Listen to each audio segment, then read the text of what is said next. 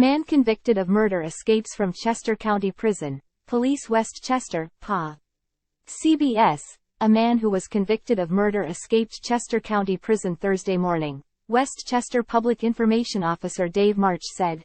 Danelo Cavalcante, 34, escaped the prison around 8:30 a.m., March said. Acting Warden of the Chester County Prison, Howard Holland, says Cavalcante physically escaped and there were no signs of cutting fences. Holland says he had a prison-issued uniform when he escaped with a white t-shirt with green pants. Officials had confirmation that Cavalcante might have changed into gray shorts issued from the prison.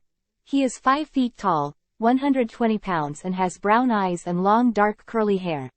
The Chester County District Attorney's Office is offering a combined $10,000 reward for information leading to the arrest of Cavalcante. The combined $10,000 is $5,000 each from Chester County Commissioners and U.S. Marshals. Nancy Lane knew something was wrong when she heard the prison sirens, warning the neighbors of the prison break. Cavalcante was last seen walking right past her house. Time equals 400 ms, greater than, it's a scary thing, but like I said, I don't think he's going to hang around nearby, she said. I think he's gotta get away as far as possible. Cavalcante was convicted of murdering his ex-girlfriend, Deborah Brando, in the Phoenixville area in 2021, Chester County. District Attorney Deb Ryan says Cavalcante had about 30 days before being transferred to a state correctional institution after being sentenced last week. Cavalcante was sentenced to life without parole and was being held at Chester County Prison, the Chester County District Attorney's Office said. Time equals 400 ms, greater than. Ryan says Cavalcante and Brando dated for about a year and a half and Cavalcante had a horrific pattern of domestic violence. He ended up fatally stabbing her 38 times in broad daylight in front of her 4-year-old and 7-year-old, Ryan said. He later escaped. He was assisted by family and friends. Virginia State Police were able to apprehend him later that day. Chester County detectives were able to track him via ping order and recovered the murder weapon. Connor Burns says he was at school when he found out. Once he left campus, he saw some of the search efforts.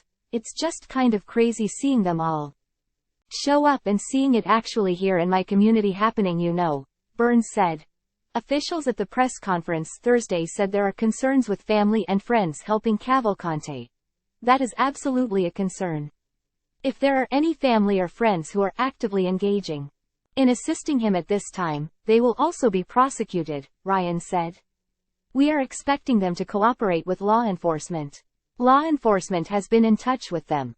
While raising concerns, Ryan says Cavalcante has family in Phoenixville and the victim's family is also in the area.